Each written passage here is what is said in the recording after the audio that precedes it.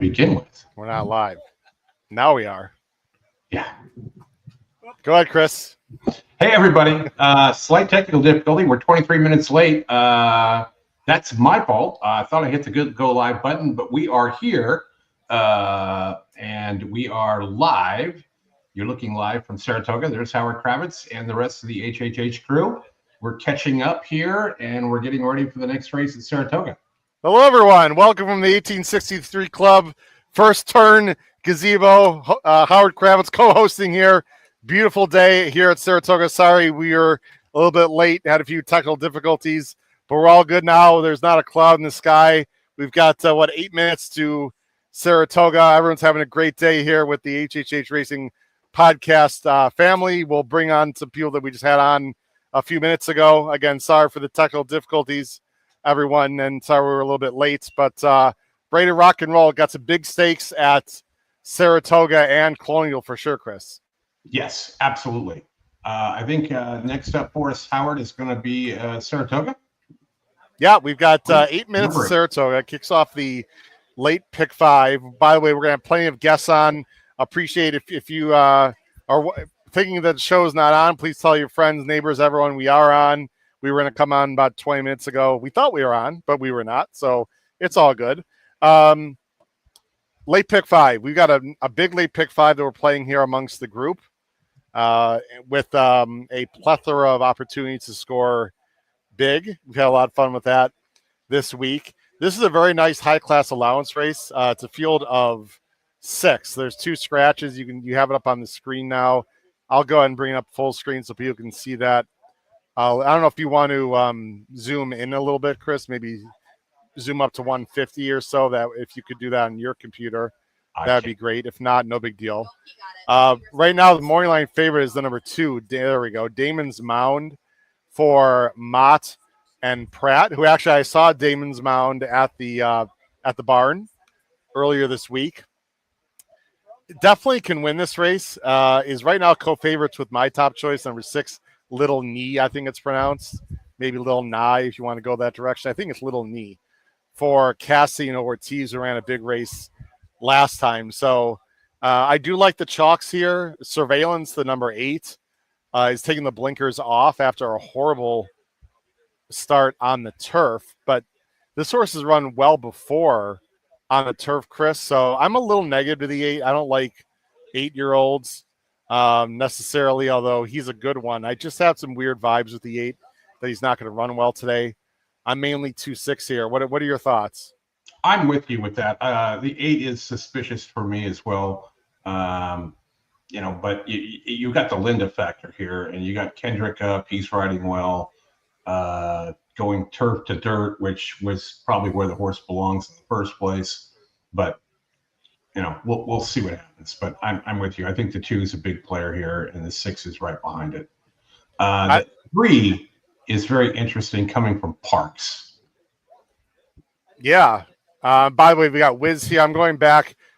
We were showing comments in the chat, ladies and gentlemen, when we thought we were live, but we were not. So let's go back to that. Your buddy Wiz is here. What's up? Oh, Bob. Wow, what a nice comment. Who are these 2 looking gentlemen on camera? I mean, I don't see Kyle and Patrick around, so I guess they're talking about you and I don't know. And happy birthday, Katie. Happy birthday, Katie. Yeah, happy birthday, Katie. We wouldn't include that Charlie dude. They can't be talking about him. But anyway, just kidding, Charlie. Stephen Grutner's here. Should have given the keys to the car to the Chris for this one. Whoa. Chris, you want to fall on the sword there? I'm getting intake here. Yeah. Does it really matter whose fault it was, really? It's a different gig, this one, from the last one with clicking buttons and everything else. I'm almost certain I clicked the go live button and then the other 2 buttons that need to be clicked. But you and I can talk about that offline going forward. All right. Well, Steven, I'll be waiting for a full apology. That's Chris's very nice way of saying he effed up. It was not me. I'm here at Saratoga, and I wanted Chris to host. So, but again, no, don't throw shade at Chris. He's hosted before, but not with us, and he thought he pressed the go live button. It's the big, it's that big red button. It's that big red button, Chris. It says go live. Just kidding, Chris. Just kidding you crap, man. One. I swear to God. Anyway, it's all good. Gary Slayton's here. Family vacation in 2 weeks. Let's win some money for. There you go. Sure. Hey, Chris, we got horse in the background. Actually, Kyle Roscoe. Kyle, come on over here, Kyle. Kyle thought he was on air, but he wasn't. We got Kyle Roscoe from Bet and Booze. And Kyle, how are we doing? Doing good, man. And I know you're looking for a horse in this race, and I need the same exact one that you need. The one that just ran past us, the big gray, right in the middle, little there you go. Little knee, something like that, the number 6. You want to tell the whole group what happened about an hour ago and what's going on tomorrow with you? Yeah, it's big. My beautiful wife, Emma, of course, those that follow the podcast know her, just got brought out a cake for a complete surprise. And, of course, it's my birthday tomorrow. So thank you for all the birthday wishes. Really appreciate it, even though he shouted me out, of course, to nobody, unfortunately. But always going to get a little crap. And you, Chris, are no exception to that as well. So, but no, this birthday present, of course, before Vote No. Vote No will be the big birthday present. But before that, we need Little Nye here, the number 6. Well, little does Kyle know that Chris actually forgot. He thought he did, Kyle, but there's that red go live button. Oh, yes, the big one. Somehow was not suppressed as the host. So that's okay. I'll have a little side chat with Kyle as he threw me under the bus mistakenly. No, it's all good. I said he's not. It's all good. Out of the realm as well. Who do you like here? Give me a number. Don't say both of them. 6. Do you like Little Nye as well? Yeah. Okay, he's going Little Nye. I like Little Knee. Little Knee. But you know what? Thanks, Kyle. Does a great job, Ben and Booze and everyone. Happy birthday wishes to Kyle in the chat. We'll see how Frank pronounces it. I've got the audio ready, Howard. We're 2 minutes away from the post here. Okay. You will get to see the horses run right by the back of Howard's head there as they come down the stretch. Yeah, so just to let everyone know, I'll turn the camera a little bit. We are in the gazebos off the 1863. We've got a wonderful gentleman behind me here who, again, thought he was on the show. He wasn't. Come on over here a second. Look who's here, everyone. Say hello. Hello, HH crew. Good to see you. Chris, good to see you, buddy. Yeah, tell Justin I forgot to hit the go live button. God's honest truth, Chris forgot to hit the go live button. We thought we were live for 20 minutes, but we weren't. I know you can't hear Chris, but anything I can relate to Chris? How about that? Hey, come on, get it together there. Get it together, Chris. Anyway, great job at Equine Ed. We're so happy that he's here. We're going to look at his contract very carefully, Chris, and see if we can maybe bring him over to HHH. But just kidding, by the way, Scotty McKeever. Maybe you do a great job. Maybe you can make a trade. A trade. Yeah. Let's see. Who should we trade from? I can't trade my family members. I just can't do it. Yeah, maybe you trade the guy that didn't hit the let go live button. All right. Oh, well, now that's that.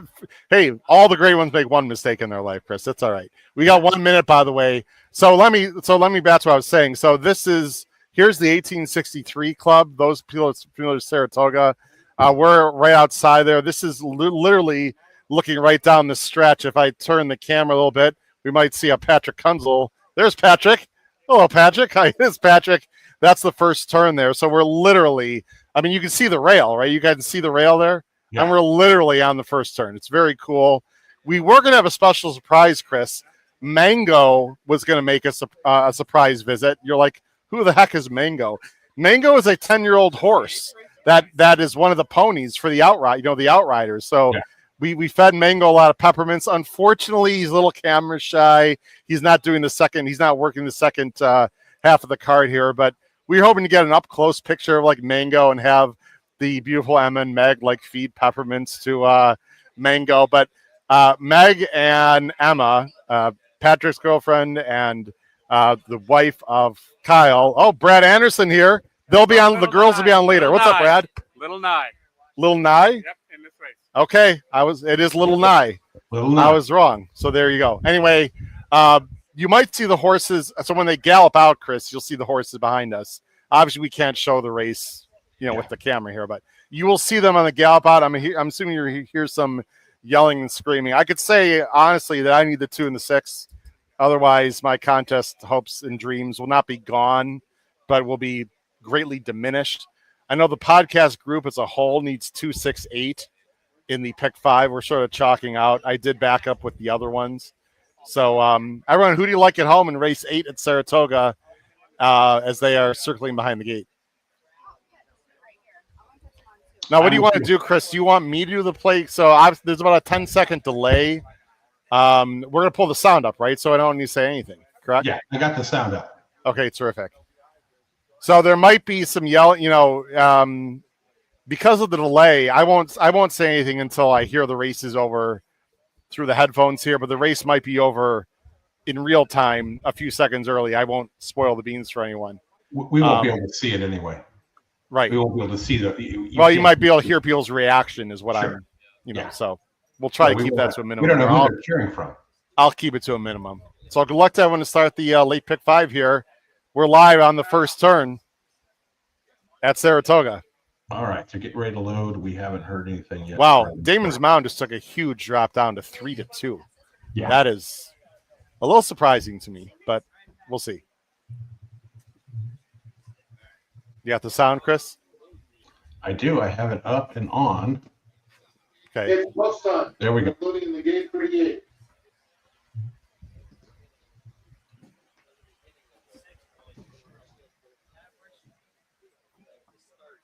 I'll know how far behind you are because I'll be, frank compared to here through the.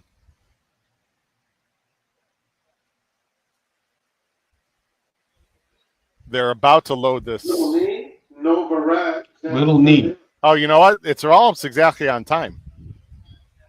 I told great. you. I told you my internet's good. Actually, it's literally exactly on par. So good luck to everyone out there. It just works better when the go live button is here. Surveillance to the outside.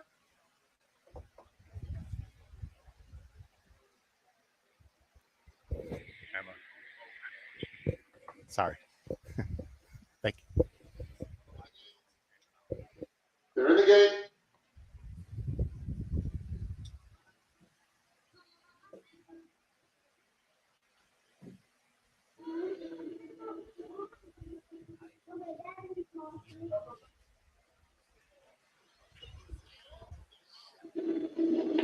They're off. Nova Rat, a very tough start. Yeah, I'll say. Twisted Ride is out very quickly and will vie for the lead. Right next to him, though, Damon's Bound is a little bit quicker, and Damon's Bound now takes over. Maximus Meridius moves into second. Little Knee is the gray. Twisted Ride now fourth. Two more to the other gray, Surveillance, and Nova Rides hopelessly at the back. Well behind. 22 seconds flat for the opening quarter mile. And it's Damon's Mound and Maximus Meridius. 1-2. Little Knee a length and a half off them in third. Surveillance is fourth. And it's another 3 back to Twisted Ride there. Quarter of a mile from home. 3 across the track. Little Knee makes a 3 wide bid. Damon's Mound on the inside. Maximus Meridius and Surveillance in the center of the racetrack. 1 furlong to go. Come on, Knee. Surveillance. Little Knee has the lead. Surveillance. Finish. That comes to it's Little Knee with a 2-leg lead, traveling tightly throughout, and Little Knee much too strong under Jose Ortiz. High fives all around. Little Knee. Oh, are we happy? A power pick spot play. Little Knee wins with a really nice stalking 3 wide bid. Came a little wide off the turn. I was worried about Surveillance. 5-2 is a ridiculous price. I mean, I thought they should have about the same. I know Kyle, everyone here is happy with Little Knee. Surveillance ran well, but he had, I don't know about you, Chris. I thought he had every chance to go by and just couldn't do it. Little Knee with a pretty, about as authoritative as a length and a half victory, I would say could be. Would you agree with that? I would agree with that, but I mean, huge effort by the 8, right? We talked about that one and being an He ran well. And ran really well for Linda, for sure. Did. 2 was kind of a bust for Bill and Rian, but Little Knee gets it done at a solid 5-2 for Jose Ortiz and Mark Gessie. I was really surprised that the 2 was on the lead. I mean, I didn't project that. I'm not saying the ride was poor. That's not how I saw it. And when the 3 cent, that really cost the 2 right there. So 5-2 to start the pick 5. That's an excellent start for everyone here. I think some people have that in contest play, including we got booms from Wiz, we got booms from Gatekeeper, booms from Katie, with Tom Espinosa. Nice power pick. Thank you, Tom. The power picks are doing very well right now. I got to throw myself on the sword. I've been disappointing myself with the power picks. I don't really question my choices. They just haven't worked out well. They haven't run as well as I thought. There's a gallop out. We saw a horse there on the gallop out. Actually, when the horses come back, I'll try to show I'll try to bring this on. The 3 is coming back in behind. There's the 3 Well, right behind there. And the wonderful Megan Stein is behind there. Where's Megan? There. Oh, we can't see Meg. She's hiding out. There's Megan. Nice. What's up, Meg? How you doing? Patrick's girlfriend. We'll get the ladies on. Howard, I got a request from Davey Lane. Oh, play the siren. Oh, from Davey Lane. Yeah. There we go. Play that siren. Thanks, Davey. There we go. There's little knee gonna be jogging back. There he is, the gray. Little knee. Was that Flavian? I'm not sure who rode. Jose Ortiz. Who actually screwed me 2 races back, but he made up for it. So we got 1 minute to the secretariat, correct? At Colonial. You want to switch to that? That is correct. Let me get that up where I can do the audio. All right. I'm not going to be able to put that race up on the board. Too many things to do. But we got a big ass trophy out there for this race. Again, for those of you that were looking for us late, I'm the boss here. I'm the owner. I will take full responsibility. We had some tech issues with our show. We were hoping to start at 4:00. Please, if you're planning on joining us, please call the friends, neighbors, tell everyone HHH is back on. We really appreciate everyone joining us today. Again, apologize for the lateness. We thought we were on live, and then we realized we were not. Yeah, major bummer, but we are on now, which is all good. I'm able to get this shared on the screen, Howard, so let me just pull this up here. Okay. Beautiful. Why is did you look at the secretariat? I know we don't usually focus on Colonial. It is Million Day. I can't call it a Million Day. You know what I mean, Chris? I mean, I got to call. We're calling it Million Day all day long here. Whitty won the first race at 3-1, I believe. Do you have a thought? I know, correct if I'm wrong, but I think Kyle and Patrick and actually just Kyle and Charlie, I think Patrick was on vacation during the show on Tuesday, I believe. I know Kyle likes the 4. I should bring, if Kyle, you want to come over, you're welcome. No obligation. I know Kyle likes the 4 here in the secretariat. I can't recall who Charlie was on. Your thoughts here in the secretariat? We both like the 4 in this race. I thought he was going to be bet down. 9-5 is a little. I mean, obviously, I guess that's a good thing from a money standpoint, but of course, I would want him to be a little bit higher just for my, pocketbook standpoint. But the 8 is Dream On, correct? Yes, correct. I think you guys felt the same way as I did, and I'm looking up at Kyle, everyone, because I'm using my. I got to use the microphone here. I want everyone to hear. I think Dream On was like 5-2 morning line or something pretty low. I don't get it, man. The numbers don't say it. Maybe he wins. I'm using him very defensively. I don't get this horse. I'm very in agreement with you, and that's the way we felt. That's why, morning line was 8-1 on Simulate, which me and Charlie talked about on the show. There's no way we were going to get that. He ran a huge race last time. I think got like an 86 buy or something like that. Granted, it's had a really nice trip. However, the thing is that I just think with Dream On, and there's another horse in this race that's slipping my mind that's going to go to the lead. I feel like Simulate might just sit the same exact trip in this race, and if he's just as good as he ran last time, he should win this race pretty convincingly. The horse you're talking about is the 2. I think it's Cairo Prince, who was scratched out of the 5. The 5. Okay, he's talking about the 5. I know there was a horse that's in this race. If I'm thinking, Maui Strong was actually scratched out of a race here. Correct. To go there, he's the 2. The 5 is Antisocial, which certainly our group is not. So there could be some pace, is what you figure? Yes, yeah, exactly. But I think that hopefully there's enough pace for Simulate, because Simulate's going to sit right in behind. You sat a perfect. I was expecting the same exact trip again this race, if not maybe sitting outside of a horse like Maui Strong, depending on how the pace scenario sits out.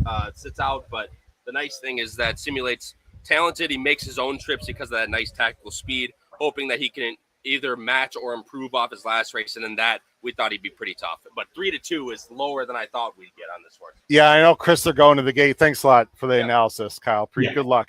And we can I've been chasing Giocoso. Sorry, Chris, real quick. I've been chasing Giocoso for a while. I still think there's a grade stake in him. I don't know if it's today, the 1 for DeSormo and Ben Curtis. I think he's got talent. He's gotten some weird trips. He's faced some paceless races. This track might suit Giacoso really well. If I were to go with a play here, I mean, I'm playing pick fours and etc. I like Giacoso a little bit, especially at 5-1. We could hear Kyle well, so that's working out with the microphone. First of Awesome. all, second of all, yeah, not a big fan of Maui Strong in this particular position. Big Depeche Mode fan. I'm going with Dream On is the top choice. I do like the 5 Antisocial. Those are the ones that I've got in terms of win bets. I'm looking for a fast pace to get that 5 home, but 5-8 exacta will work for me very nicely. They're on the turf course out there in at Colonial, and they should be getting the gate here momentarily. I'm going to mute myself. Go ahead, Chris, just for a second. Lining up now for today's night. It's the Grade 2 Secretariat, 48th running this historic race, third time here at Colonial Downs. Field of 8 set to go, the mile on turf. Inner turf here for this one. Giacoso going to be the first to go in. 3-2 favoritism here. Number 4, Simulate. 2-1, Dream On to the outside. Antisocial moves in. And a guy coming forward, along with Maui Strong and West Point Cuttings.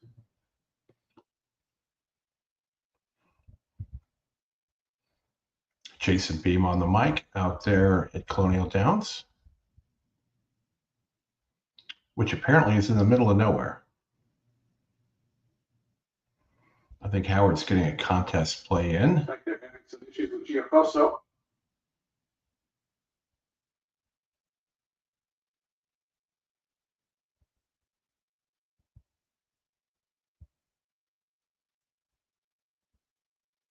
Now Giacoso goes in. Ben Curtis can climb back on board once the horse is loaded. The gate locked up. Here's Maui Strong coming up.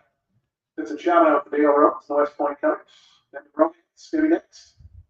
The final two are going to be the 2 favorites, Simulate and Dream On. Simulate 8-5, Dream On 2-1. So we get set for our great stakes action kicking off here at Secretariat. 48th run. Dream On, Javier Castellano to the outside, coming up. And Dream On coming in.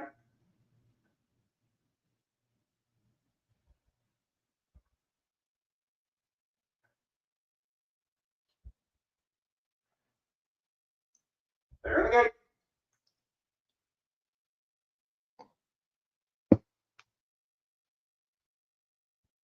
And our race is on the Secretariat stakes. Bit of a slow start there for End of Romance. Antisocial showing some good early speed. They don't look like they're in a big hurry. All right, back, Chris.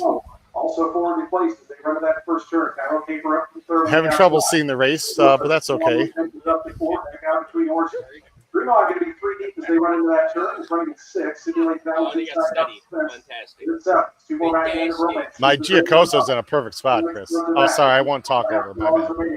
20 strong. Vincent Chava going to dictate turns up top.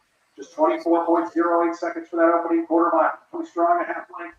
Antisocial who presses in the second position. Giacoso and Cairo Caper, they're right together, third and fourth, just 2 off the top.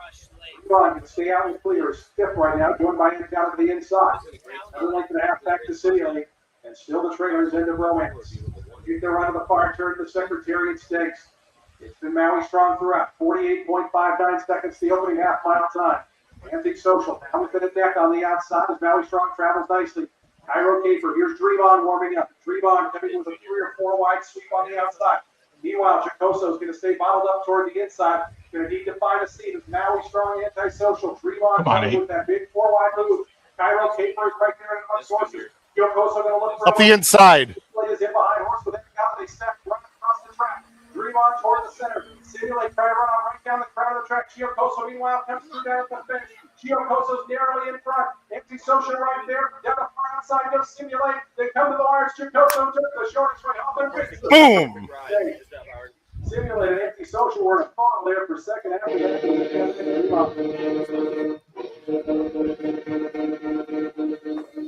that.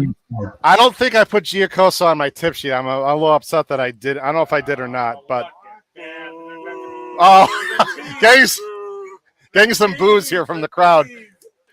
I mean, he got a dream trip. There's no doubt about that. I knew that he was due. I wish I put a win bet on, but great ride. I'm not sure who. Ben Curtis really patient ride. The 4 ran huge there. The 4 ran huge. I don't know if Kyle wants to come back in, but it looked like he steadied. Yeah. Kyle, what'd you see from the 4 there, Kyle? I mean, exactly what you saw. I was hoping he was exactly where your 1 was. That was what I, envisioned for him. He ran great, and like I said, Ben Curtis has been riding unbelievable at Colonial. He's I think he was 28% going into the weekend. He's probably at 30% now at this point. But yeah, an extremely patient ride. Let the rail open up for him, and he just sent it all the way through. So great pick on your part, and I'm happy, vindicated with my pick because he ran great. But at the end of the day, it is what it is. But good pick on your part. They simulate a playback for sure wherever he's going to go. Exactly. No Yeah. matter, and he probably 135 and 1 for that too is very quick. So he'll probably get a good buyer and come back, maybe Saratoga by the end of the meet or something like that.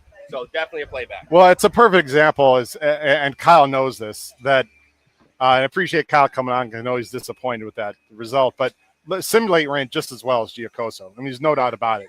In fact, you could argue Simulate actually ran better than Giacoso. You can't be overly result-oriented in this game. Obviously, that worked out for me, but I mean, Kyle was spot on with the 4, and so was Charlie. They both liked the 4 on the show, Chris, on Tuesday, and that horse ran huge. Just it was like 7-8 wide and didn't break great, blah blah blah. That's turf racing, man. Yeah, that's turf racing. Trip is always key with turf racing, and Colonial has 2 very nice turf courses. All right, Howard. We've got Saratoga coming up soon. We do have the Bison City Stakes race coming up at Woodbine in 13 minutes, and Saratoga Oaks Invitational coming up in 18 minutes. What do you want to talk about? What was the one before Woodbine was how many minutes? 13 and 18 between Woodbine. We can talk about Woodbine for a little bit. We'll be able to show both. Yeah. Well, we can't show Saratoga, but we can show. Well, sorry, I meant we'll play Saratoga. We'll show Woodbine. Yeah. Let's see. Did people put some stuff in the chat there on the? I thought you said right on. Yeah, I put the booms up. Oh, beautiful. We had a boom. Marco had one. Katie's getting some food. There we go. Making up for last weekend. Good, Ed. That's the plan for sure. Just worked out really well there. Talk about the Woodbine race, Chris, because again, I apologize to the viewers. I've been very Colonial and especially Saratoga centric, obviously, being here. So we got a there's a nice pony here coming. Oh, there we go. Very nice. Talk about Woodbine, Chris. All right, let me get the race up here. I actually think because we have time, it would be a great time if the lovely ladies of HHH want to pop on the next 5 minutes. That'd probably be a really good time. So we'll see if Emma and Meg want to pop on. Zero pressure whatsoever. They said they wanted to come on. So maybe the next 5 minutes or so would be a great time for them to come on screen and introduce themselves to the world, so to speak. All right, let me get this squared away here. We're a little bit too wide. All right, what do we got here? This is Woodbine, right? Woodbine race number 8. Still a little too wide. There we go. All right, we got a field of 6 here. Howard, Woodbine race number 8. That what I think is going to end up going off as a big favorite is Shifty. 2 for 8 here on the synthetic. Cutting it back in class here. Probably going to go to the lead and try and wire them here. I like Winterberry myself here in this spot. Horse is versatile, has one on the lead, has one, from 5 back, about sitting 1.5 off. For Cassie and Patrick Husbands, they've got pretty good history together. The long shot for me would be coming, from way back would be the 6 horse for Halden, Rachel Halden. But I think it's going to end up coming down to the 1 of the 5, essentially. This is a tactics race to see which jockeys are going to do what. Ed Burke wants to buy your hat, Howard. You're on mute, buddy. Okay. Howard, we're back with Ed has asked about this hat a few times, Ed. I'll tell you what. Ed, the more Ed asks, the price goes up, Ed. No, I'm just kidding, Ed. We've had a sale in the past every spring. We have an online store. I'm thinking about doing around the holiday season this time. We've had a lot of this blue hat. A lot of people are very excited about it. So we might do an online store over the holidays. Just keep in mind. Oh, wait a minute, Chris. We got danger coming here. Will Robinson. Yeah. What do we got going on here? Oh, he's trying to act as if he's not there. Do you want to talk about Woodbine? Or we got Matt right here, Chris. So, Matt, how's life today so far? Are we actually on this time? Yes. Chris is smirking. You can't hear him. Hi, Chris. I am in third in the Twin Spires contest, which should be good enough to show lax and finish in the prize pool. Thrilled with that. That's a mint million seat. I can't remember how many thousand that's worth, but that was a big goal for the day. And I just shoved all in the big Naira Best contest. Oh, I have a minimum daily double going into the 6. In cash, I have a very large daily double going into the 6. And so naturally in the contest, I just bet the crap out of the 1. Okay. So you need the 1. I need the 1, but 6. 1 or 6. I will be fine in cash, but 1 for the tournament. I know if people know that Matt does not like Europeans. He's told me he's very Americanized. He doesn't like go-go boots, or he also dislikes Miguel Clement totally joking, everyone. I think the only time I've ever said the word Eurotrash was, did you hear Pete just say the word Eurotrash? Yeah, well, I confused Matt with Pete Visco, my bad, who doesn't like any Euro. Anyway, good luck. All right, thank you. And Matt will laugh to know that my best result in the next race actually is go-go boots, but I'll take the 1 also. That would be fine. So anyway. There are the contest standings as they sit right now. Ryan Petriniak in first at 5,300 right now in the Naira contest. John Gaspar, really good in second. People can see on the screen. Travis moved down to third. Matt's in 7th. I'm looking at some there are a lot of really good players on here. I could tell you that I will be moving up significantly if the 1 or 3 wins. Oh, Neil Thornberry, who's here. Wonderful gentleman from Kentucky. Can't wait to see him again later this year at Keeneland and other places. Excellent contest players in 13th. Let's see here. Clay Sanders at 22nd from 10 Strike Racing. Oh, he's also in 28th. And then it goes down the list. So, I mean, I'm way down there, but again, I will be over 4 digits if the 1 or 3 wins. I'll say that. So, I can't wait to see Neil at one of those other places either, Howard. That'd be great. I know what one of those other places is. All right. I think, you know what, Chris, actually, well, how much time did Woodbine?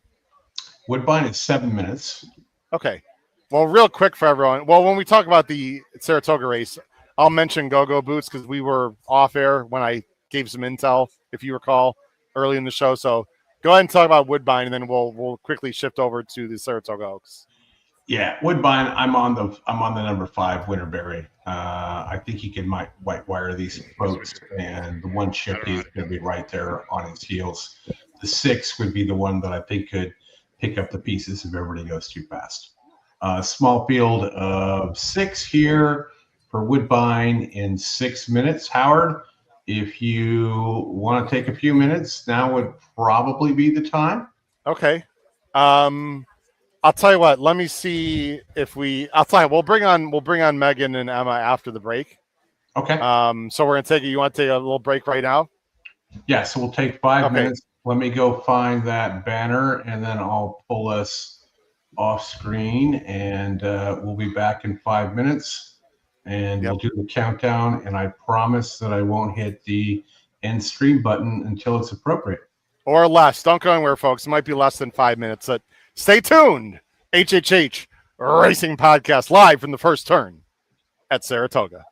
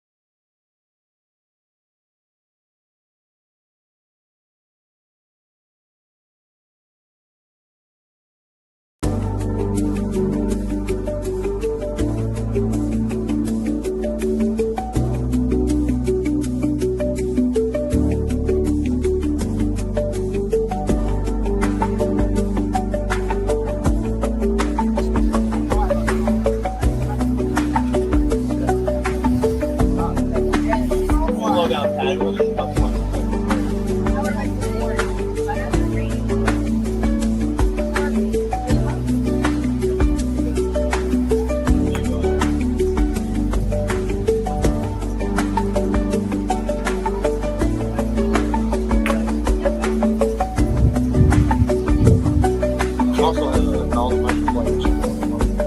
right, we're zeroed out. If it's not 1, 3, or 6, we're done.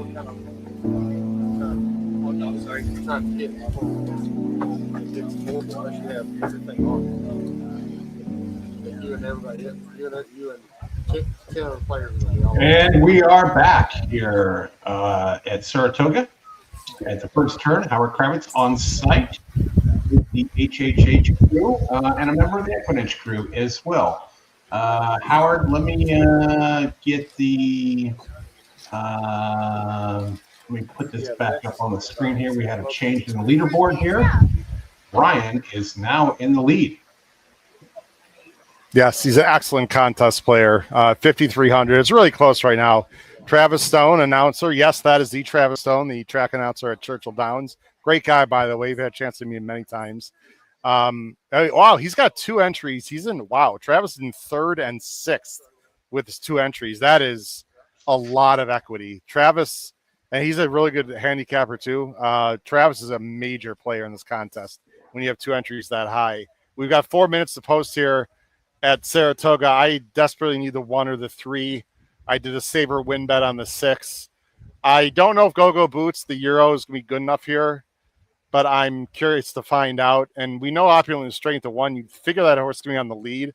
I think a big factor here, if you want to go, we'll go back to put us back on screen here. Right, I think one of the bigger factors. Shifty, We but on talked the about this inside, race at Crystal Woodbine Vision's in his and free their aisle, the call. centre, and still on the outside, Aristella as they bunch up, and Winterberry in front. Teasing them a little bit here. Winterberry by a length to Hibiscus, stretching the neck out. Winterberry still traveling well. Shifty's coming now, and the Marquesi pair go to the front.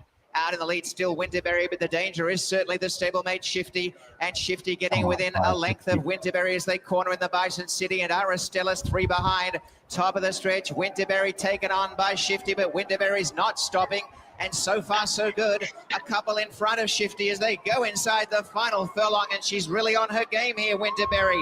Shifty trying her heart out, but it's Winterberry with a dazzling display for Patrick Husbands. And Winterberry in the Bison City Stakes all the way by 2.5 to Shifty. 4 lengths Aristella, then. All right, Howard. There's some 9 to 5 for you. Yeah, look, handily beat that 3 to 5 Shifty. So congratulations, everyone had that. We can show the video, Woodbine. Sorry, we didn't get that up there in time. We saw the stretch run. Anyway, put your thoughts in the chat on the Saratoga Oaks here. 2 minutes to post.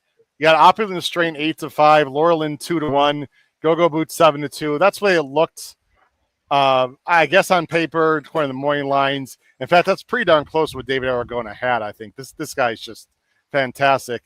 I know I will say Andy Serling liked the 5 and put the 5 on top, who I have as an extreme saver in our group pick 5.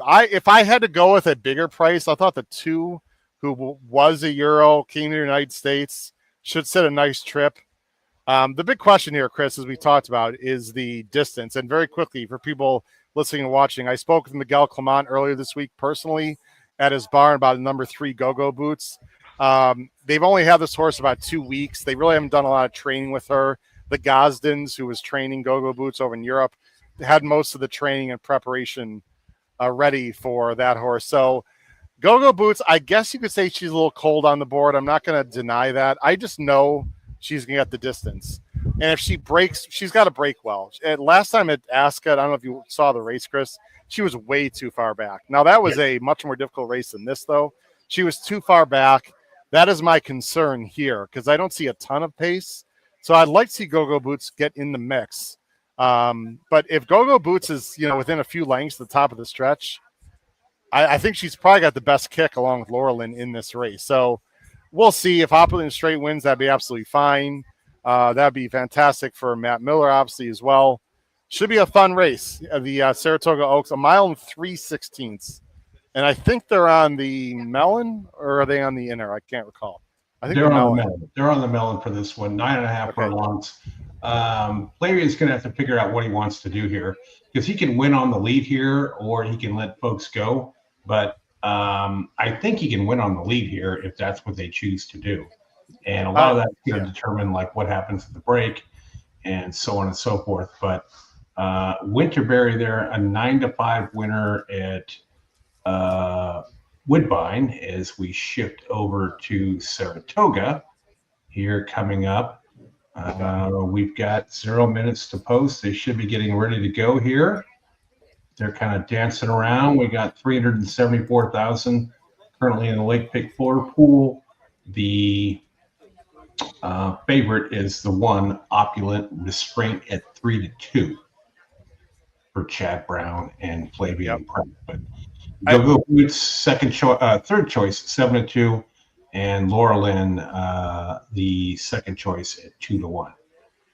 Pretty hot pace last time for Opulent and Straight, and then Fiona came over the top. Fiona is nice, but here's my thought, Chris. I mean, like Fiona beat the favorite last time in this race, right? Do we think that Go Boots, who's been facing monsters in Europe, is not as good as Fiona? Like, I don't know. Maybe I could be totally wrong on Go Boots here, who's my top pick, but I just don't think these Americans are really these real Philly Americans are just not that good, Chris. I don't know about your numbers, say, but and they're circling here outside of the gate. I mean, I don't know. We'll see. I think Kendrick on the 6 is really gonna have to time this out right on Laurelin. Yeah, and you got to figure that the 2, the 5, and the 4 are the outsiders here. So you give any of those somewhat of a chance. I think I give the 5 somewhat of a chance if they go too fast or if he can sit the trip here for George Arnold, Manny Franco. If they come out of the gate right and go, it seems to me they really haven't had a lot of trouble. They had trouble 3 back, 4 back, 5 back, but the last 2, they were kind of right there, and now they're going in the half panel more. A lot of this race as they're going the gate depends on how much pressure the 5 puts on the 1. That is something to watch here. This entire race, how they break, etc. But go ahead, Chris. Got the sound up? Yep. All right, Saratoga Oaks. Go Boots in the colors of Bobby Flay. Evershed is next. 2 more. Totally Justified walking up calmly. And Laura Lynn to the outside.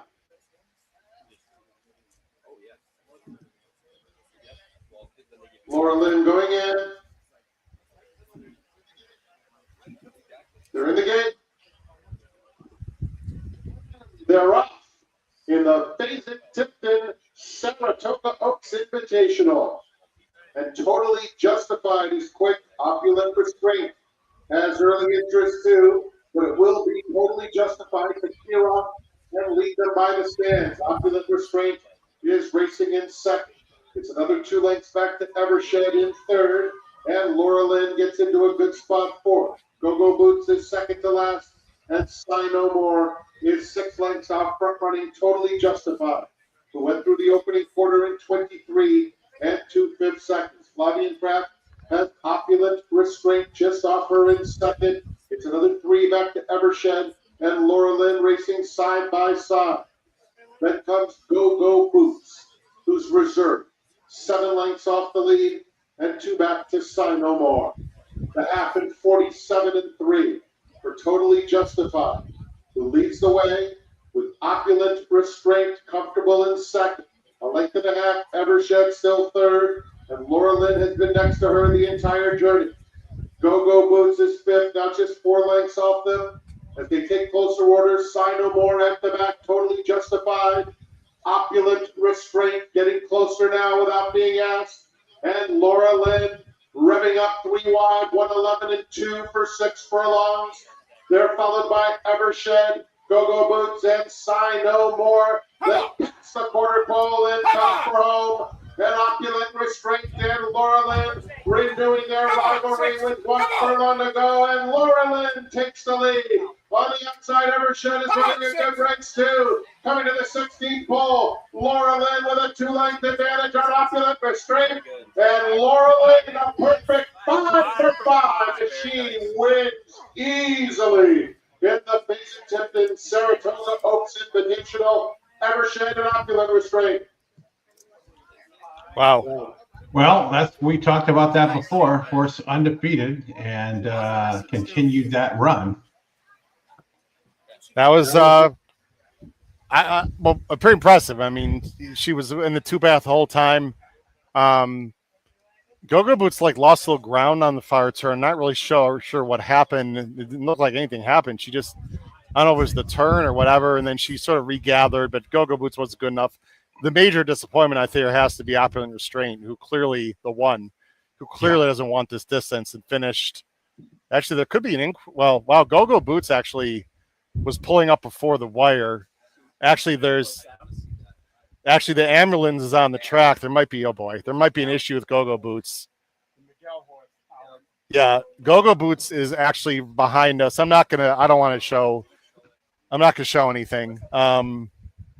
She pulled up right before the wire, Chris. The vets are going out there right now. I'm assuming Miguel Clement's going to go out there too at some point. I'll tell you what, it's literally 50 yards from us, Chris. Mm-hmm. And the vets are looking at her. It was right before the wire. So there's not going to be an inquiry, or there might be, but nothing happened there with Go-Go Boots in terms of interference. Let's hope she's going to be okay. She got bumped out of the gate a couple times too, Howard. I just watched the head-on. Yeah, a little bit, but I mean, she ran on fine after that. I am not a veterinarian. I don't want to speculate. She's standing relatively comfortably here on all fours. I mean, it could be heat too. I mean, it's very hot. She's a Euro, so it could. Let's just hope it's an issue with heat. Our great family members here have got their binoculars on, trying to get a look at it. Jose Ortiz is walking away. He's fine. So Patrick Kunzel mentioned that, I don't know what they're showing on TV, probably not much, that we're sort of thinking her legs seem to be okay. Well, I don't want to speculate, but go ahead. Howard, as a horse owner, I can tell you I have my own vet problems with my horse. And it's not good. It's the word that begins with L. So that you're watching right now. You No, my own horse. Oh, your own horse. Sorry. Okay. Yeah. So Miguel Clement, by the way, is out on the track right now. Unfortunately, he had a horse break down on Wednesday, which is very rare for the Clements. Again, he's the listed trainer, but again, this horse has only been in the United States about 14 days. They're pouring a lot of water on the horse. I mean, they would normally do that anyway. I'm hoping it's just heat related. Maybe that she bobbled because she was getting a little wobbly with the heat. But again, there are literally 25 people around the filly here looking after her. I don't want to take away from Laura Lynn at all with a really good effort. Opulent Straight, very disappointing. Not a great result for yours truly, especially for the contest situation. Very good for Matt Miller on the side. I know that. So I'm hearing it might be a right front ankle, Chris, is what they're looking at right now. I'll tell you what, this family, when I say family, we talk about the podcast group here because that's how I feel about them. We've had some bad luck with last year. There were, was the Maple Leaf Melt 2 years ago, Chris? Yeah. Was that 2 years ago now? That was horrible. Yeah, we were there that weekend. It's really been very safe, this whole meet in general. Again, I don't want to speculate. That's the last thing that I want to do here. All I can say is the filly's getting attended to with the utmost care, with the horse ambulance is out there. A few people thought now the horse ambulance is going to be in front of the filly, so not blocking the filly. Actually, no, we have a great view, so I'll wait to hear what Patrick Kunzel and his great friend Rian, they've got the binoculars. They're looking out there. Unfortunate situation here at. All right, Howard, why don't we turn our attention to a race that's probably near and dear to your heart, the Beverly D at Colonial Downs. Sure is. So Sure is. let me bring that one up here. Okay. We got a small field of 6 here. I will tell you that I'm liking a long shot here, which really isn't a long shot in price, but Spanish Eyes. Coming out from Delmar, 11 furlong, Delaware, cutting back to 9.5 furlongs here, looking to run them down from off the pace. You know what? I'm gonna have Patrick come on screen if he doesn't mind. Just so he was looking. Patrick, would you mind coming on and just tell everyone what you saw through the binoculars, and I'll go and turn the camera a little bit. Let's take this off just real quick so we get an update. You can see the screen. Patrick, great to have you on. Sorry that you're on for this situation. The filly's literally 50 yards away from us. What'd you see? It looked like they put a brace on her right front ankle, and she got onto the van okay. There's definitely something going on with her right front ankle that we're gonna have to check out. Did she need help from a human to actually get on to the ambulance? She doing it on her own power? She needed help getting her. Okay, so it's a right front ankle. All right, thanks, Patrick. We'll get more information. Go ahead, Chris. Sort of hard to hear Patrick there. You want to recap that real quick? Oh, I'm sorry. I should have turned the mic. That's my fault. The filly needed a little bit of assistance from the vets to get on the van. They were wrapping the right front ankle, so it looks like it's a right front ankle injury. I wouldn't.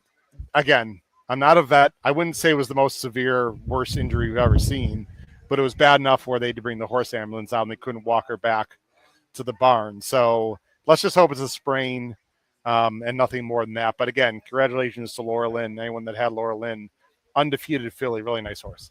We got zero. They're going they're approaching the gate for the Beverly D. It looks like they are. And Sauer, that sounds like it could be a sesamoid issue, and those are likely very fixable these days.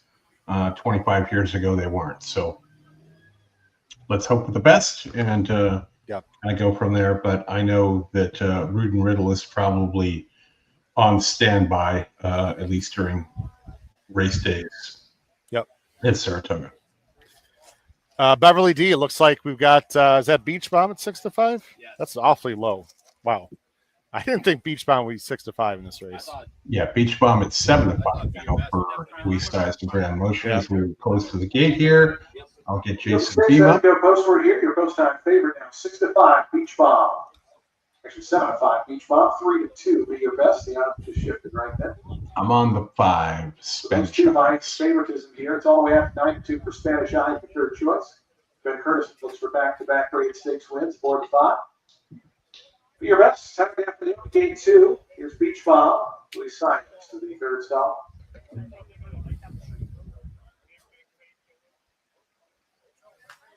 Charlene's Dream is going to be next. 8-1 right now.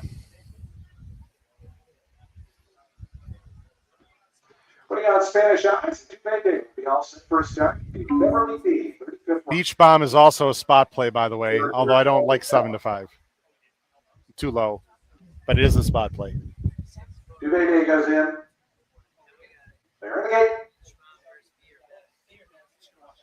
And our race is off. Beverly D. Look like just the tiniest stumbles for Be Your Best.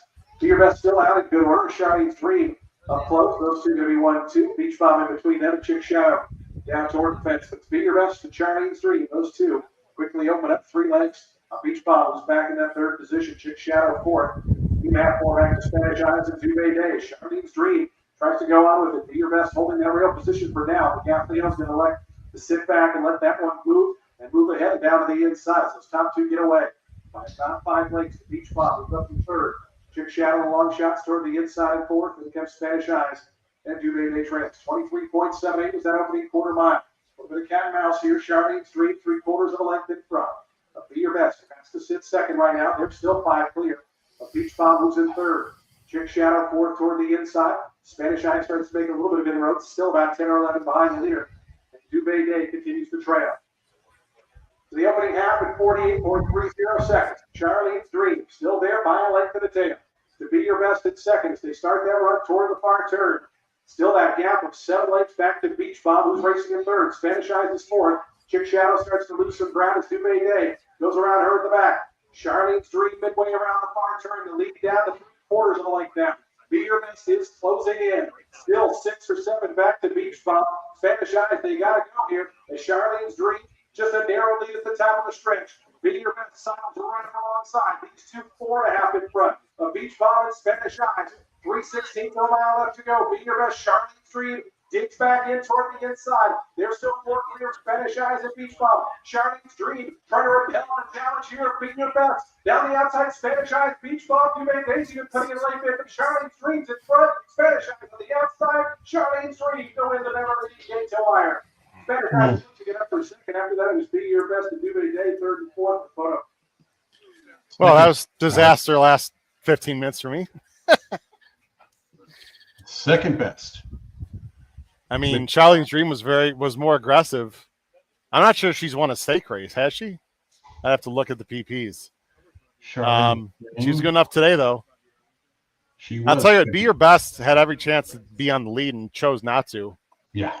I don't think that would end up being a good decision. And Beach Bum was just losing touch. For the 4, I'll tell you what, the 4 came over pretty aggressively on the 3 at the start. Of course, they're not going to look at it, but we've had enough gate issues lately. Yeah. The 4 bumped to 3 pretty hard at the start. I mean, we see that all the time, though. I don't think they're going to look at it. Not the best decision probably on the 2, whoever that was, to give up the lead, as it turns out. We got Delmar in 2 minutes. Okay. And we have Saratoga in 21 minutes. Terrific. Let's go to Delmar. All right. I see 8 minutes. Am I not refreshed here? Maybe it's 8 minutes. It just clicked in. I thought you said 2 minutes. Sorry. Okay. Sorry, 8 minutes. No worries. That was if I went in the chat, is that Charlene's Dream first stakes win in the Beverly D? I think it is. No, it's not. Okay. Apparently it's not. But that was a case of 2 rides right there. If you had the 2, I think you're pretty disappointed. Charlene's Dream won a grade 3 last out in May at won the Galleret. Yeah. Pimlico, sorry. Pimlico. Yep. There's Castellano, who, by the way, is 2 for, I think, 55 here this meet. That's Tyler G. I maybe I'm being too harsh on Tyler G, but I don't know. No pun intended. But if you're the best and you outbreak, don't you just go, Chris? Yeah. I don't know. I'm a little bitter right now, so that was the only horse I didn't have that was logical, but obviously I was wrong. So congrats to Javier winning the Beverly D. I will say this with all due respect to Charlene's Dream, and I know if Kyle were, he'd say the same thing. That horse wouldn't be able to sniff the Beverly D 4 or 5 years ago. Oh, for sure. At Arlington, that horse would be 30-1 in that race, based on what he used to be. They went 135 to the mile. I mean, they went honest fractions in the middle of the race. Early wasn't. I thought Spanish Eyes would be, or sorry, I thought Beach Bum would be a lot closer.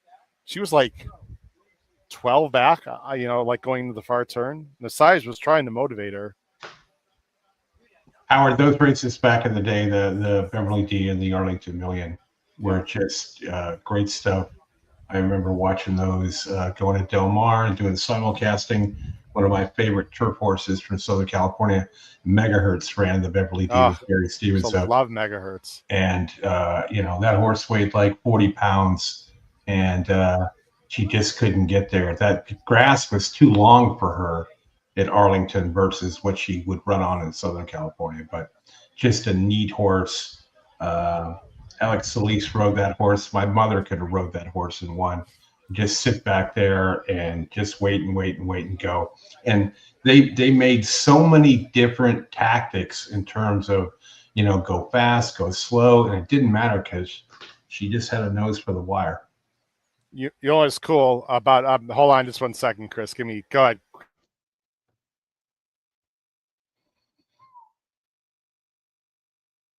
Howard doing some resetting. Live show on site. These things happen. Got Justin in the background with his Mariners t-shirt on. Guys hitting a bunch of home runs. We're 5 minutes to go at Del Mar. I will tell you that I like the number 4 Super Cordora over the 3, the Baffert horse. These two are going to take most of the money and likely be there. My long shot here would be the 5 for Simon Callahan. The horse is very well bred, solid family, working decently and whatnot. And this jock that we have, Serafin Carmoa, he can pop with some numbers. So probably one to keep into your exotics as well as we get out to Del Mar. About that, Chris, got to figure out. We have a little bit left in our contest play, so we have to talk to the brains of the operation, Patrick Kunzel, figure out what we were going to do in the sword dancer. I think we got it figured out. Looks like Matt is out of the NYRA contest at this point. He had a nice cash on the side, though. Yeah, I know. He had mentioned that before. Right. In the Twin Spires contest, as I pull this up, I think he is in 6th place there. He's still got some bullets. Leaders at 1925. Matt is at 917. So in the Twin Spires. Correct. Okay.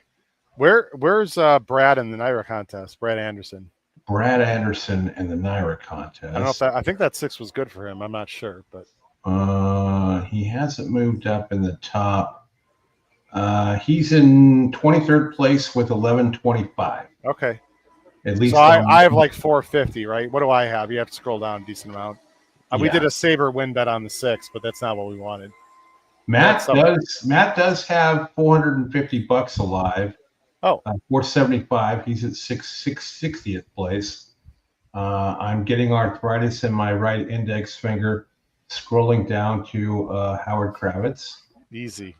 One entry, we're out. I know that.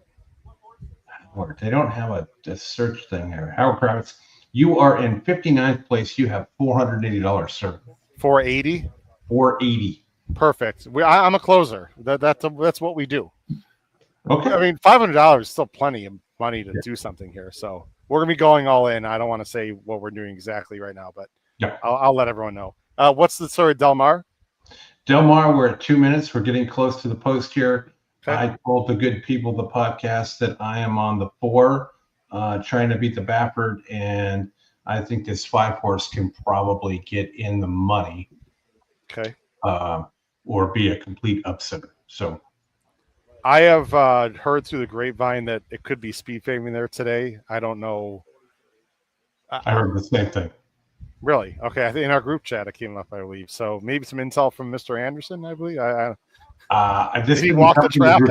Is the tide out or in or I don't know. I was confused. This didn't come from the group chat. I didn't check the tide, but it looks to be typical Del Mar speed favoring, and you know, okay. I'd like the 4 to outbreak the 3 here. Okay. And feel free to be on the sound and do whatever you gotta do, Chris. We're going to be with everybody through the million, Arlington Million, right? Which is going to be right after the sword dancer. Yes. Okay. I'll try and remember to hit the end stream button. That would probably be a good idea. Yeah. Thanks for watching, everyone. Really appreciate it. Hope you're enjoying the coverage. Hey, Chris, if anyone on X listening or watching out there hears about Go-Go Boots, I'd love to hear more information if we have it. We'll try to pass it along too.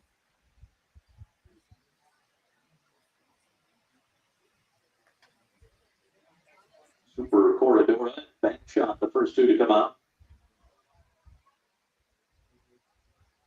According to David Grinning, Go-Go Boots had a laceration. Blonde, Ankle Bay. Let me shut off Larry real quick here. Go-Go Boots had a laceration on her right front leg. Per Miguel Clement, she was walked onto the equine ambulance and will be brought back to the barn for further evaluation. Yep. Yeah. As you were reading, I love our guys. As you were reading that, Chris, Patrick Kunzel brought over this exact same Dave Gretting post. Yeah, and that could have happened, Howard, like I said at the start, where she kind of bounced off a couple of horses. She could have got somewhere. Now, when you said a laceration, first of all, my first thought is good, number one, because it's not structural, number one. Number two, you could be exactly right, Chris. That could have happened at the start of the race. My question is, though, why would it affect her right at the very end? That's the weird. Well, like, why would they pull her up halfway through the race? She looked like she was traveling pretty good through most of the race until the far turn. I'll give you some comments after that as we get off at Delmar. The beginning goes out to the front, joined by Super Corridor and Bottle of Rouge. Now these two to take over. Right behind them is Brooklyn Blonde away running in fourth. Then it's Pentel Bay fifth on the outside. Bad Manners is sixth, and Backshot is the trailer as they head up the backstretch. Super Corridora by a neck. Bottle of Rouge on the rail. Moves up alongside and now pokes her neck out in front. Not Happy is third. Brooklyn Blonde is fourth with 22.18 opening quarter mile. Pentel Bay ridden along with six to make up. Then Bad Manners and the trailer Backshot. You got to go. Racing into the far turn. Bottle of Rouge and Super Corridora continue to battle it out. Not Happy a length and a half off of them. Brooklyn Blonde is fourth, now being encouraged to go. The others have work to do as Super Corridora and Bottle of Rouge continue to duke it out through a 45.18 half. They'll turn for home together. Bottle of Rouge and Super Corridora side by side since the beginning. Bottle of Rouge trying to shake away here. Now leads it by a full length and a half.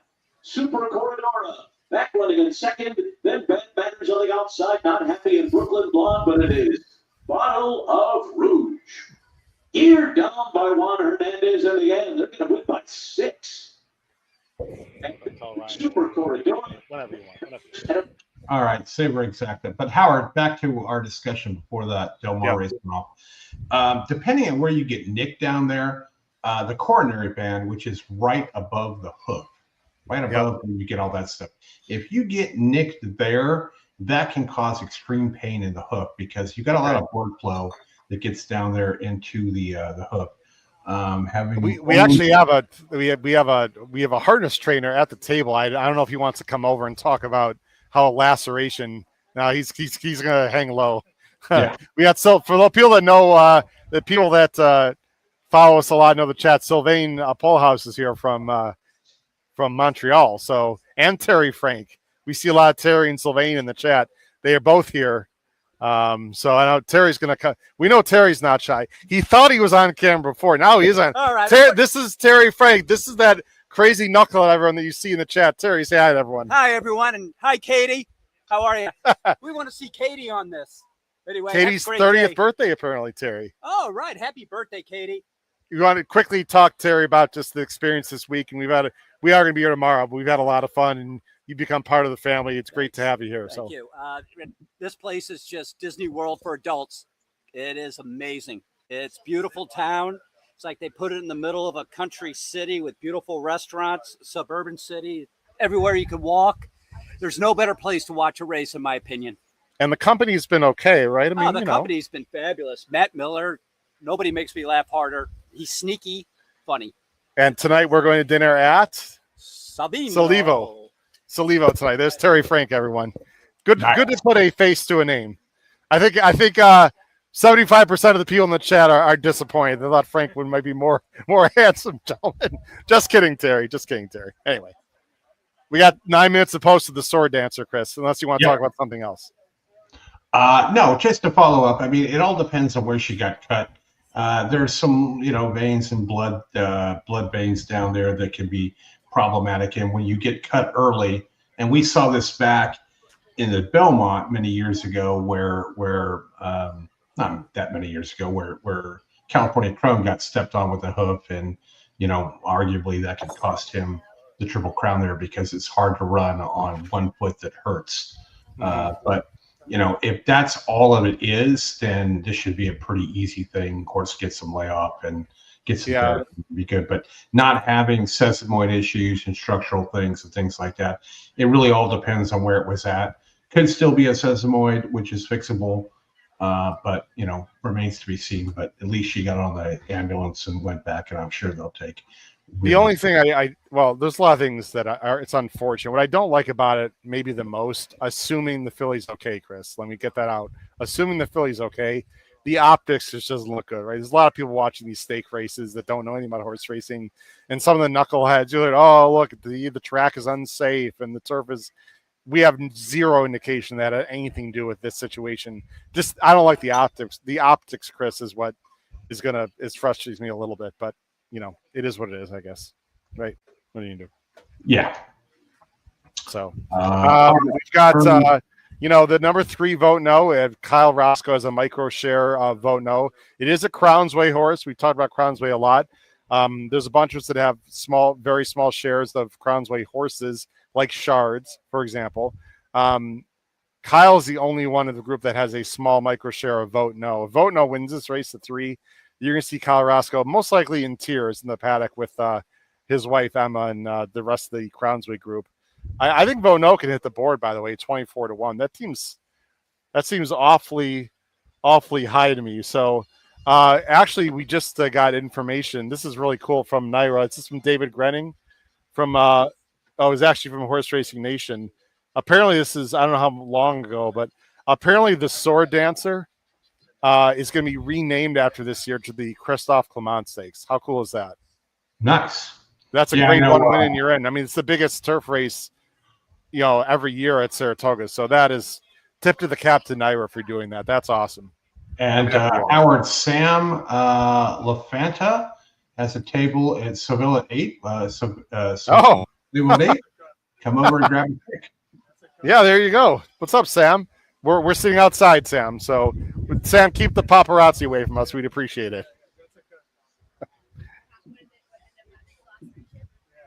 All right, we got 6 minutes to Saratoga here. Who are you on here, Howard? I am. Sorry, I'm just trying to. I can multitask. So, we talked about this amongst the group. Farbridge is the horse to beat, Chris, but I don't know, man. I don't know what is about him I don't trust in this race. The Applebys are the clear other two. I like El Cordobas. I'm actually surprised that the 1 is 9-2. There's been a lot of talk around town. A lot of people that I respect seem to like El Cordobas here, the number 1. I don't know how you feel, but I mean, you would think that Buick had the choice of one of those two, right? And he went with Nation's Pride. Nation's Pride has run some big races in his career, obviously. He's been off a long time, and I just want to go another direction. I'm going to go with El Cordobas here, Chris. I'm going to go 1-6-7. I'm going to fade Nation's Pride. I really think the number 7, El Razine, who I liked last time, who I thought was respectable on a turf course he didn't want. I think El Razine is the sneaky horse here at 9-1. But it definitely feels like it's going to be Farbridge or one of the Applebys. And I like the direction the 1 is going. I hope he's going to be a little bit more aggressive from the inside. He just won a Group 2 in Europe. He's getting better. And I'll just leave it with you, Chris, after this statement. Appleby's got what? He could bring over 30 different horses into this race. And he chose this one. Yeah. I'm interested in El Cordobas from the rail, Chris, at 9-2. Yeah, Howard, these are just races at Saratoga that kick me in the nuts. And I try and I've learned to avoid these regardless of, opinions, so on and so forth. But entertainment wager here for me with the 2 Rebel Red for Irad and Sherry. I like it. You if you're going to give me Irad at 10-1. All right. I'm going to take a small stab there. It really isn't a horn blower, although I'll blow it if it hits. But I'm not investing a lot of money in this particular race or this particular sequence just because I've been there so many times before, and it just doesn't work out. But I think Farbridge is a likely winner. Nation's Pride just hasn't seemed to have it lately. I tell you that I did do a small exacta paired up with Rebel Red and Vote No.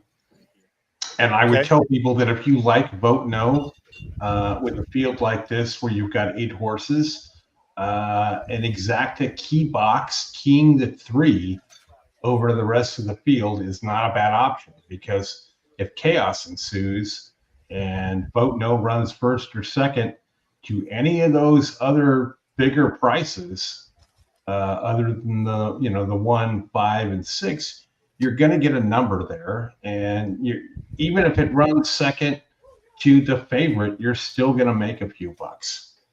So yeah, I hear you and I agree. I mean, Padiddle, I should never say can't win. It's horse racing. I mean, the number 4 should be 150 to 1 to me in this race instead of 42 to 1.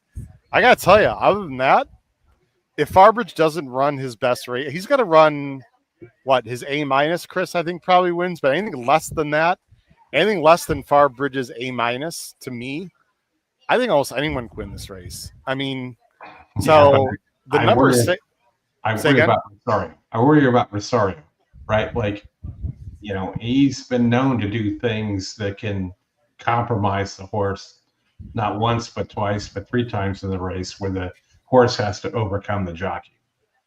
So, but he knows this horse very well. I mean, on this horse, I'm not so sure. Yeah. I mean, if you gave me $1,000 and said, you want to put it on the 6 here, I would probably say yes, just because if you're going to get even money, but you know, I would still be nervous, right? There are other horses and jockeys that combos and trainers that I would be more confident on that on, but yeah, in this spot, I would say no. I would rather spread that out. We got 1 minute to post here. I'm just trying to see how the Euros look on track. Obviously, I'm here at the gazebo, and I didn't see them jog in front of me. The one's got a hood on, but I think he had a hood. It's not blinkers; it's actually a hood. Yeah. I think the one had that same hood on when he won the Group 2 last time. So that doesn't. I'm curious to see what Pratt does from the rail. Nation's Pride's more mid-pack. I'm sure there's instructions on what to do with the one. I'm just curious to see what they're going to do. All right, I guess the board is about what I figured.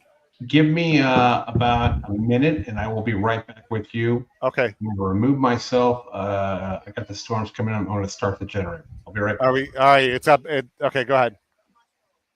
All right. So Chris is he's got some storms moving in. We're going to, it looks like they're not on the turf course yet. So hopefully we'll be able to play the audio for you. And Chris will be back for that when he gets the audio is up. So. Oh, it's off right now? It's up right now. I'm just going to. Okay, great. I'm going to leave myself up on screen, but you'll hear it. Okay. All right. So we'll hear the audio. Good luck to everyone in the Sword Dancer, especially Kyle Roscoe and Vote No. I certainly think the 3 can get in the money here. Put your thoughts in the chat. Hey, I have full control now of the podcast. How about that? Let me see. Let's get some.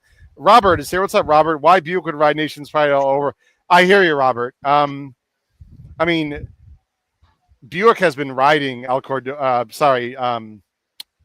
Nation's Pride most of the time. He has ridden El Cordobas also. I get it, Robert. I've no negatives to say about that. What's up, Matt Gum?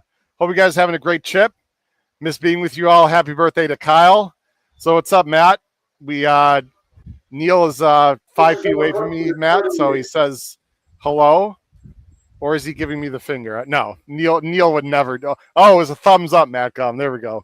Maybe Neil looks like he's going to creep into this. There he is. There you go, Matt. You want anything? Matt's obviously watching, Neil. Neil Thornberry. How you doing? I'm doing very well. Hopefully, Mr. Gum is enjoying himself back there and rooting for all our horses here. Hey, real quick, we got about literally 1 minute. You've never been to Saratoga. Your thoughts quickly on Saratoga overall, maybe how it compares to your favorite track from home, Keeneland. Gosh, it's definitely way up there.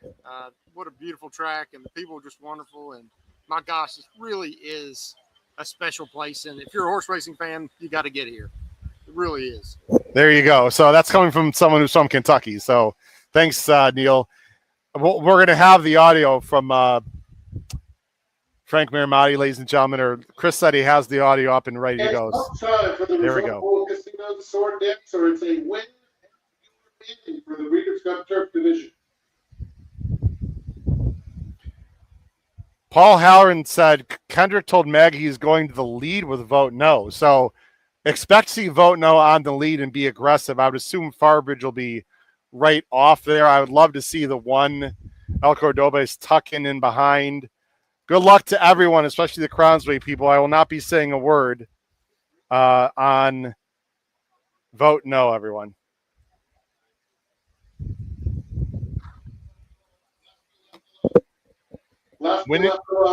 Winning you're in for the Breeders' Cup. Here's Padiddle.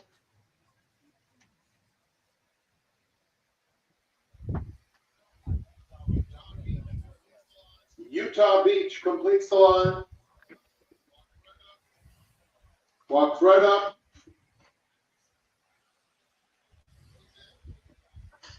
Goes in. And they're off in the Resorts World Casino Sword Dancer. Vote no is hustled out and takes the early lead. A diddle comes away in second. And now there goes Nation's Pride taking that second spot. El Cordobas is down on the inside, and he's tugging a touch in third, 2 lengths off the lead. Far Bridge will be fifth in the early going. He has 5 to make up. Followed by Rebel Red, Utah Beach, and El Razine is at the back. The opening quarter went in 23 and 2/5 seconds. And so it is vote no, leading the way by 2 lengths. Now, Joel Rosario gets Far Bridge into gear, and Far Bridge, wanting no part of being behind, is right up on even terms with vote no. They have 1 lap to travel. And that leaves Nation's Pride also a little bit eager in third, and he's joined by El Cordobas along the inside. But Diddle is racing in fifth. He's 6 lengths off the lead. Down on the inside, Rebel Red is next. Going a bit wide into that turn was Utah Beach, and El Razine is at the back. The half in 47 and 2 for the long shot, vote no, who leads it onto the backstretch by 2 lengths over Far Bridge. And right next to him is Nation's Pride in third. 2 more back to Padiddle, who's 3 deep. Flavien Prat has a strong hold of El Cordobas. He's racing on the inside, Rebel Red between those two, then Utah Beach and El Razine. 3/4 in 1:12 and 4 for vote no. Nation's Pride in second. Far Bridge is just inside of them in third. They're followed by Rebel Red. Fourth into the far turn. Padiddle is next. Utah Beach, El Cordobas, and El Razine has trailed throughout. Nation's Pride takes the lead. The mile 1:37 and 4 starts to sprint for home. And it is Nation's Pride and William Buick turning for home. El Razine is unwinding from the back of the field. He's coming very wide, but with 1 furlong to go, it's Nation's Pride with a 3-length. Come on, Chew. Come on, Chew. Come on. After a now, Cordobas splits rivals. Come on, Chew. Here's El Cordobas in between horses, and he comes to take the lead, and he will win the Resorts World Casino Sword Dancer under a patient, perfect ride from Flavien Prat. Rebel Red was a giant second, and Nation's Pride finished third. The power pick spot play of the day, I believe, the number 1, El Cordobas at 4-1. The tip sheet, Chris, blow that horn, baby, is absolutely en fuego right now. I will say in the contest, unfortunately, in the NYRA contest, I had a win bet on the side, but on the NYRA contest, we Dutched with Farbridge. Chris, we went 1-6-6-1.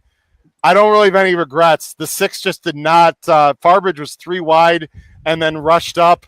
What a ride by Flavien Prat. I mean, people are saying he's a little bit off his, he's not riding great right now. I've heard from some people, blah, blah, blah. That was absolutely a picture perfect ride on the number 1 El Cordobas. And actually for our group pick 5, there a lot of people are sort of quiet around here. For our group pick 5, that is amazing for us. There we go.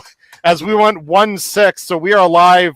We're like 7 by 7 in the last 2 legs to a $1 pick 5. So for our pick 5, that was great. Sorry, Chris, sounded like you need Rebel Red there, the 2 for Iran. Well, Howard, I paired that up with your 1 with an exactum there as a saver. I'd have made like 5 times more had the 1 and the 2 ended up winning, but super good run there by Flavien Prat and Charlie Appleby for sure.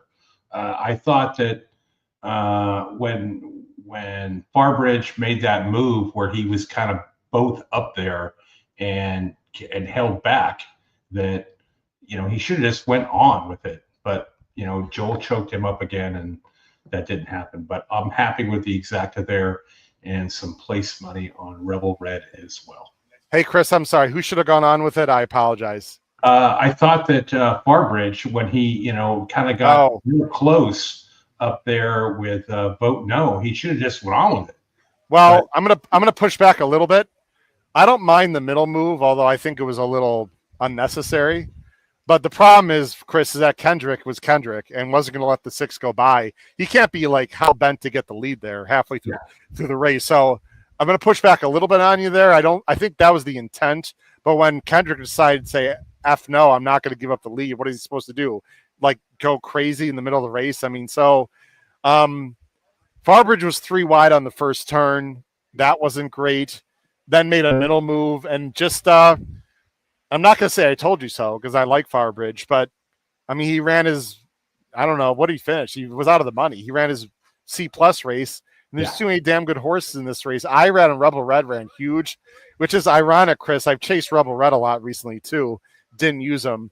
I hope people are scoring at home because the Power Pick tip sheet has been absolutely, it's not always great. I do the best I can, but it's been absolutely on fire. And we've got, whoops, sorry.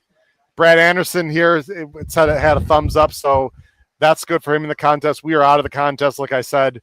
We Dutched Brad. We Dutched 1-6 in exactas, and so Farbridge just didn't run. That's the way. I wish we had the 1 all in on a win bet. So, but that's the way it goes in the contest. So we're out of the contest. But anyway, got all 1 minute. Howard, above me on that side of the screen is the Power Picks tip sheet. Scan that.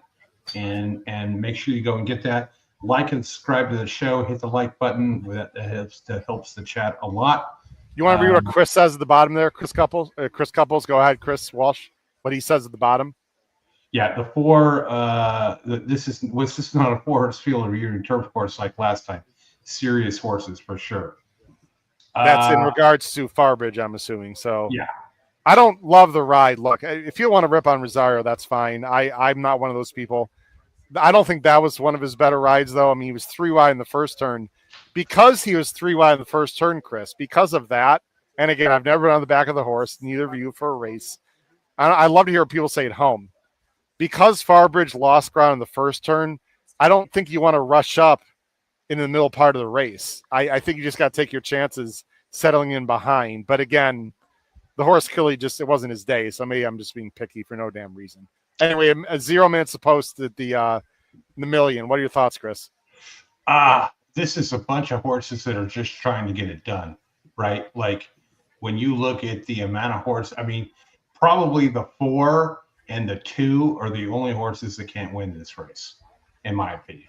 Mm-hmm. I mean, maybe the 2, but it's been such a long time since that horse has run. You got Mystic Dan trying the turf for the first time. Integration, the favorite at even money on a win bet. I wouldn't like that. Mystic Dan, did win at the Blame Stakes at Churchill, and now trying the turf for the first time. The breeding seems like it could be there. I mean, he did work well over the turf, but I mean, what are you doing here? Is this a tread lightly race for you, or? No, actually, I don't know. Did you want to add anything? Oh, Matt's just watching.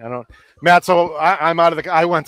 I loved El Cordobas. We talked about it, but we decided to Dutch the exact with Farbridge, just thinking Farbridge would get the money. We could have gone a straight win bet on El Cordobas. We won't miss $1 million, Chris. We got Matt here. Feel free to crap on me. I guess it's easier to say just go with a win bet on the 4-1 shot, but when you got Farbridge in there and we were getting like 6-1 to 12-1 on that exacta, I agree. it just felt like the better move, but I don't know. And we're seeing kind of high totals today, so I think you kind of needed to do that.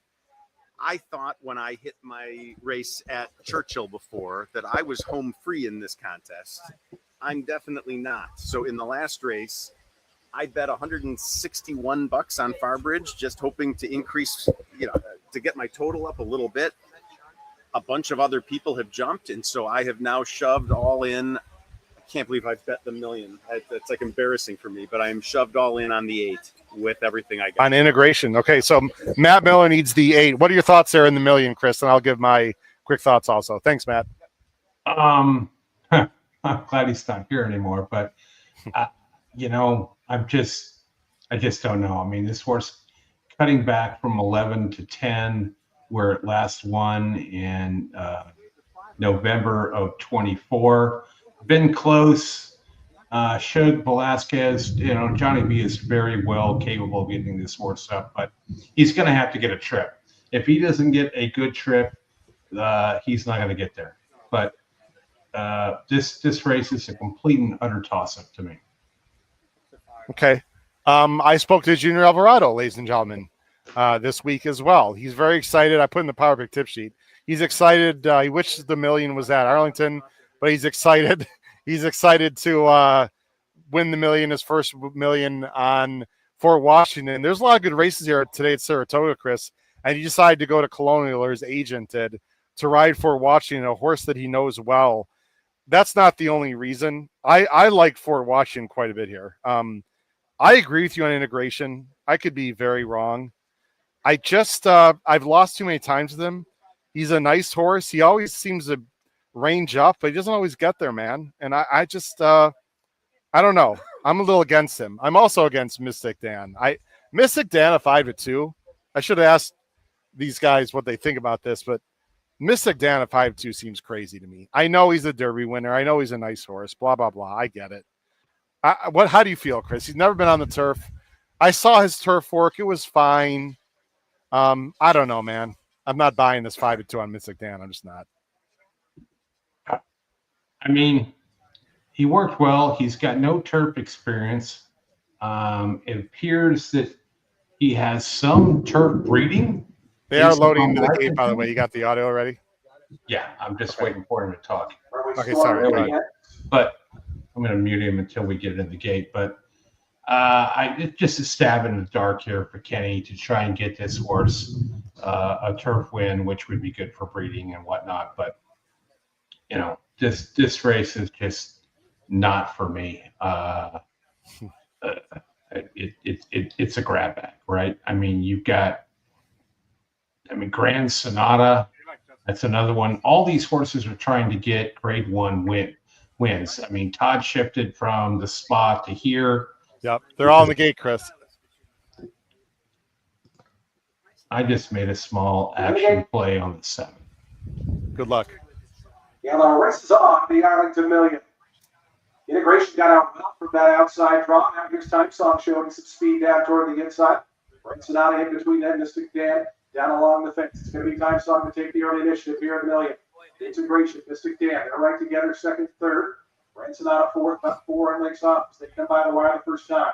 Runaway Storm is right to the inside of Grand Sonata, now taking over that 4th spot. The 2 at the back early on are Cairo and Fort Washington. That's Time Song. Louis Sykes, long shot and introduce. They go into the first turn. It's Time Song by just over length. Mystic Dan switches out to the 2 path integration right on his tail. To the inside, Runaway Storm tries to sneak through, does put a nose into third. Grand Sonata is 5th, and those bright pink colors, only about 5.5 off the lead as Time Song tries to sneak away. They start the backstretch run. Cairo the second last, Fort Washington the trigger.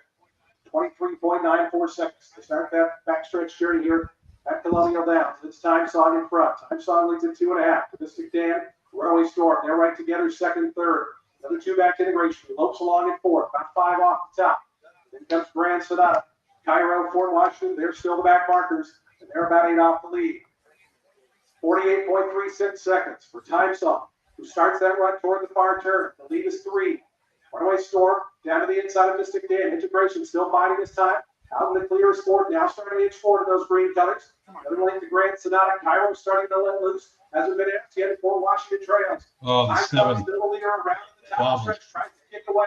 Mystic Dan running good for the first time on the launch. Just 2 legs back. The integration, Cairo here on the outside. Time Song. Company is Kelly. Here's Mystic Dan. Here's integration. Here's Cairo. Fort Washington. Come on, Junior. Come on, Junior. Left hand. Come on, 7.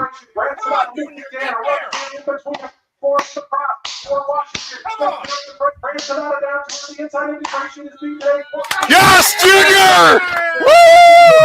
Woo!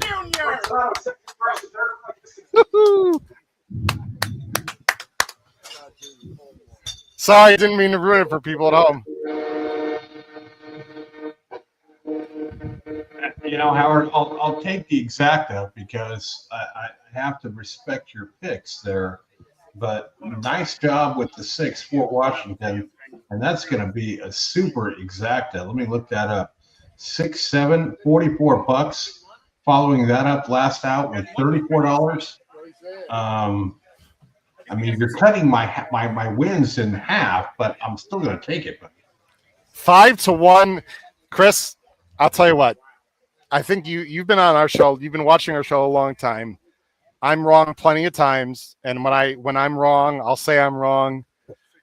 This has been a day, man. If you are a Power Pick Tip Sheet subscriber and you're betting these races, I mean, what a ride. I had Fort Washington as one of my choices. I can't believe I got 5-1. What a ride. I could not be happier for Junior, man. He was patient. That is such the Junior Alvarado ride, Chris. You've seen him ride a million times at Arlington back in the day. He saved ground the whole way. He tipped out, got cover. I got Patrick Kunzel right here. Patrick, I got you on camera here. We talked to Junior earlier, and he said he was really excited. He's never won $1 million. What a ride. Very patient, didn't panic. When he tipped out, this horse got a real kick.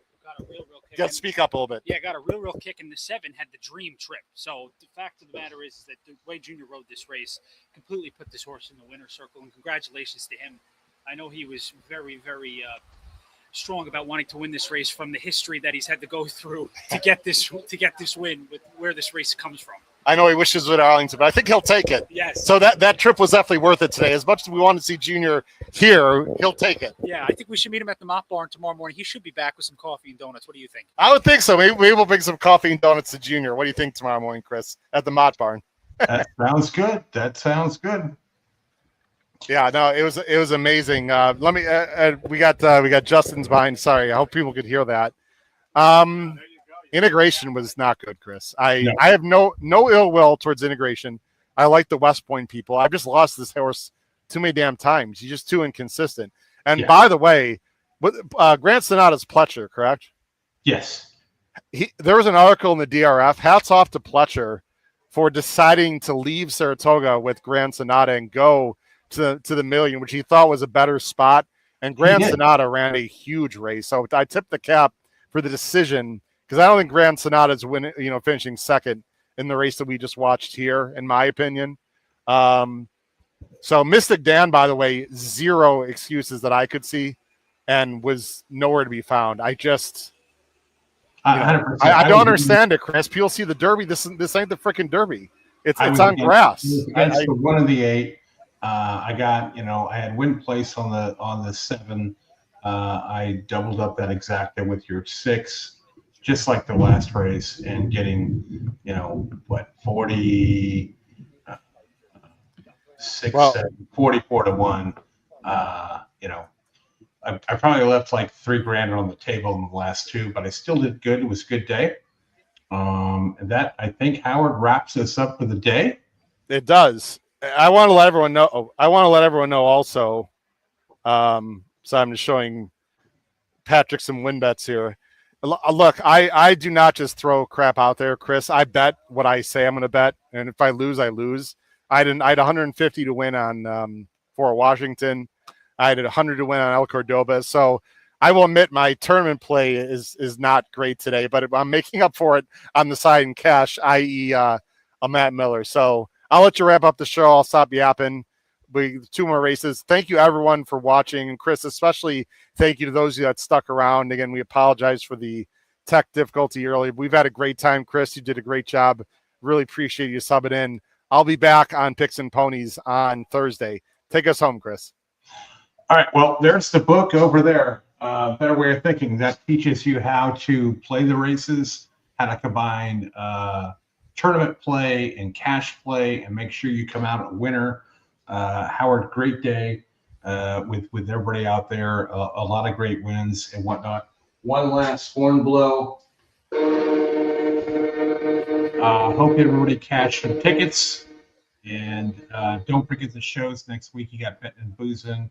You've got the West Coast guys. You've got Saratoga today, tomorrow, Chris, on Sunday. Saratoga today, 10:30 Eastern. Yes, that'll be me and Pete Bisco. We will be on with you tomorrow at 10:30 Eastern, covering the late Big Five. Howard, I'm going to get this right. I'm going to pull us off. I'm going to play the montage and then hit the damn button, and you and I will sync up next week to get all this stuff squared away. Thank you, everybody, for all of your support. We got Delmar coming up. Hopefully you've got the Noah Monter tip sheets and whatnot, because he's been on fire as well.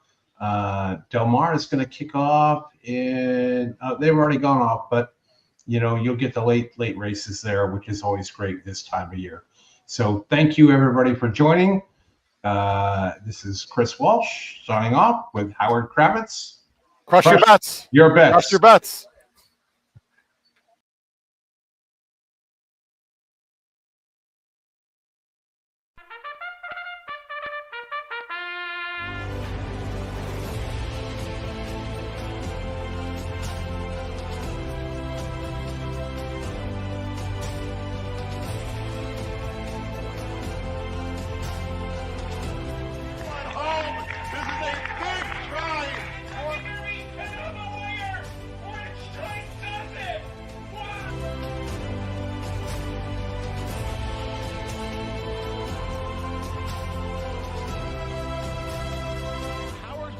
If you have not followed his Triple H Horse Racing podcast, you're missing out. It's one of the best podcasts in the country.